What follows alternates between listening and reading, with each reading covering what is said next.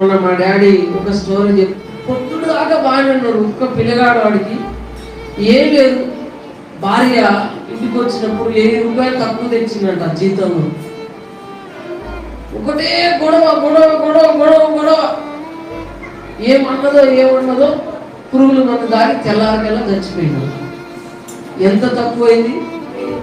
1000 రూపాయలు తక్కువైంది. నీ మాటలు ఏమైనా మనుషుడు ప్రాణం తీసేసి. మన మాటలు ఎట్లా ఉన్నాయి? జీవితం నాశనం అయిపోయింది వాడిది, ఆ భార్యది. ఒకవైపు వాళ్ళని చూస్తే నవ్వొస్తుంది, ఏడుపు వస్తుంది, అవునా కదా?